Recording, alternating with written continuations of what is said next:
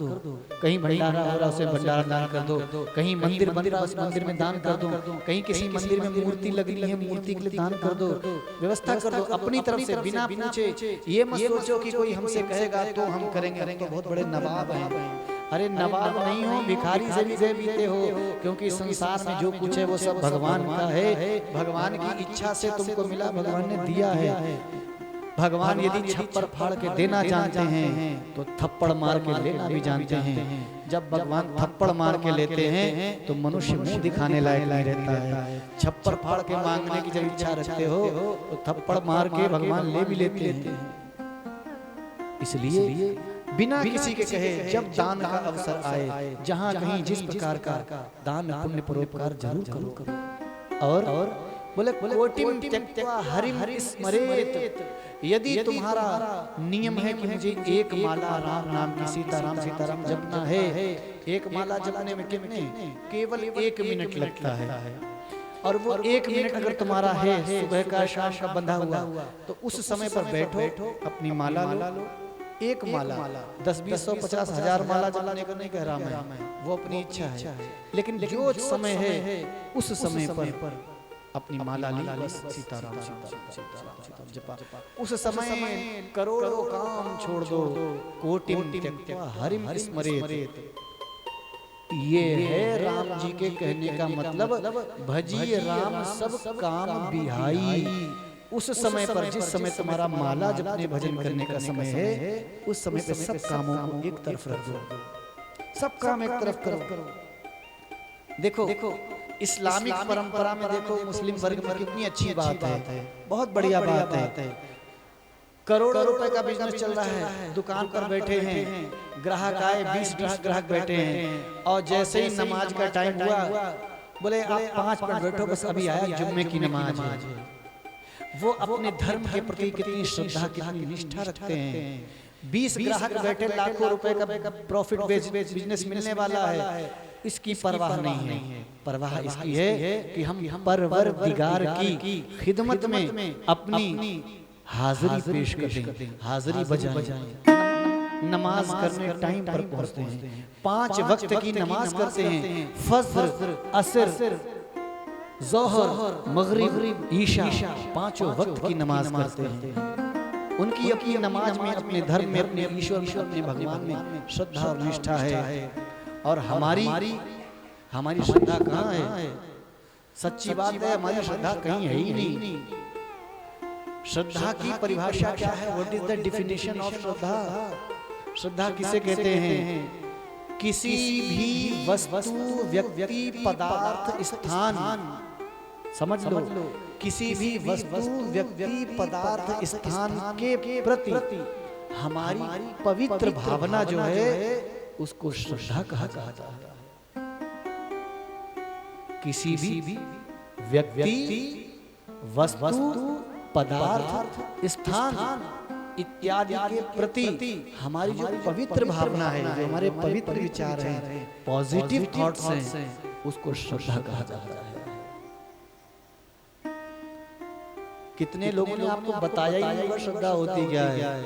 और यही वजह है कि हम मंदिर में तो लोटा लेके जाते हैं और दूसरों का देखते हैं, इसका सूट कैसा, इसकी साड़ी कैसी, ये गोरी है, आज इसकी क्रीम कौन, इसके कान में बाली कैसी, कुंडल कैसा। हमारी श्रद्धा भगवान में है कहाँ? न भगवान में न पूजा में, हम तो दूसरों को देख रहे। कथा में कोई कथा सुना, पहले उसका देखे, उसका पेट दिख रहा कि पीठ दिख रही, क्या दिख रहा क्या नहीं दिख रहा। अरे हमारी श्रद्धा कहाँ है? पेट में, हाड़ मांस में, कपड़ों तत्वों में घुसी पड़ी। क्यों? क्योंकि हमें पता ही नहीं श्रद्धा होती क्या चीज है।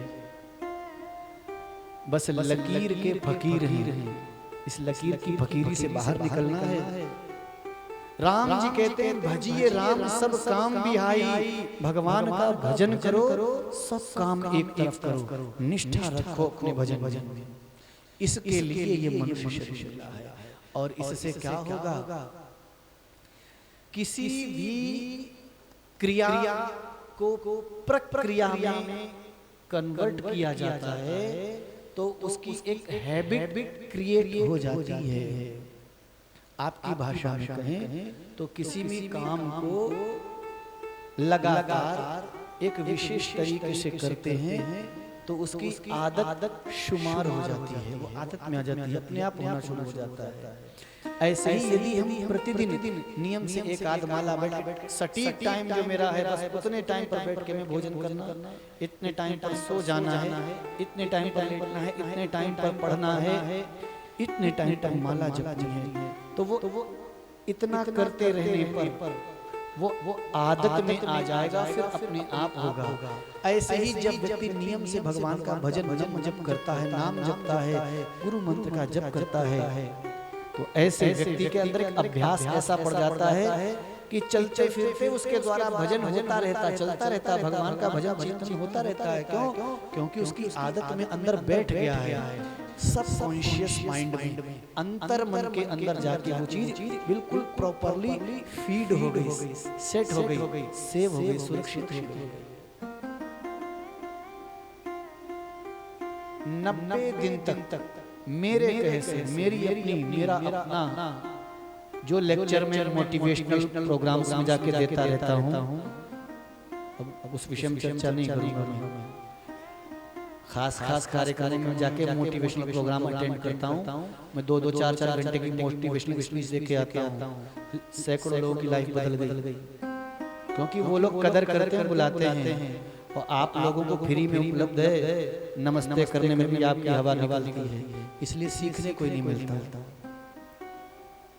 समझो, सब कॉन्शियस माइंड में बैठ जाती। मेरा अपना अनुभव है, 90 दिन तक एक निर्धारित समय पर, ज्यादा नहीं, 2 घंटे से सिर्फ अपने एक फिक्स कार्य को आप करो, एक ही फिक्स कार्य, जिस कार्य में आप महारत हासिल करना चाहते हो, जिस कार्य में एक्सपर्ट होना चाहते हो, उस कार्य के लिए 90 दिन का टारगेट करो, टाइम फिक्स कर लो, और 2 घंटे उस ही कार्य को करो और कुछ मत करो। उसके बाद चाहे दुनिया का कुछ भी करो, 90 दिन के बाद उस चीज को जब आप देखोगे तो इतना ज्यादा परफेक्शन, कितनी अच्छी फिनिशिंग होती है आपके अंदर, और उस चीज में आप महारत हासिल होती है, और वो चीज ऑटोमेटिकली आपके अंदर बहुत हाई लेवल पे डेवलप हो चुकी होती है।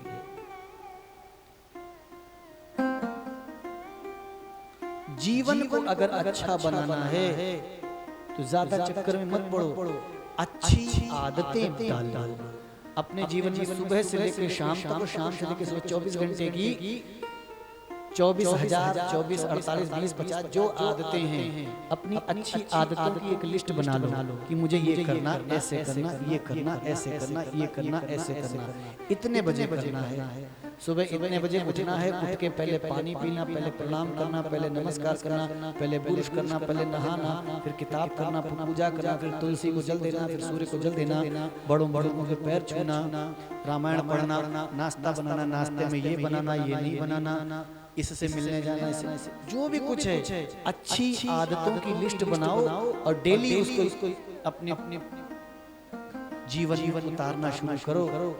जीवन चमक उठेगा, लाइफ बन जाएगी।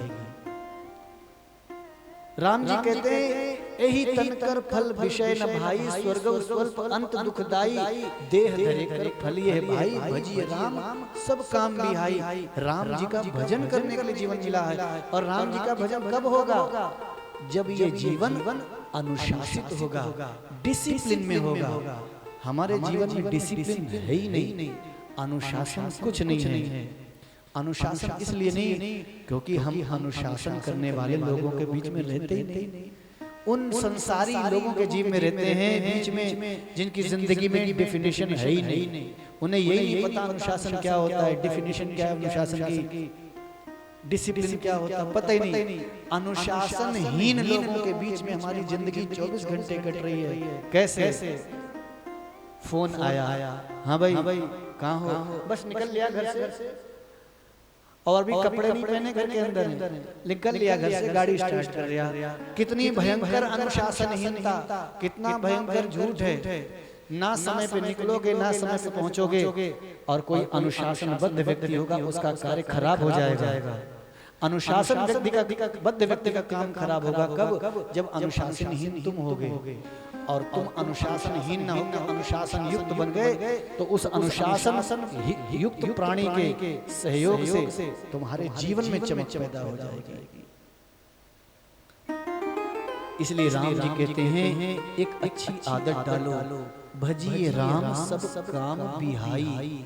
बिहाई का मतलब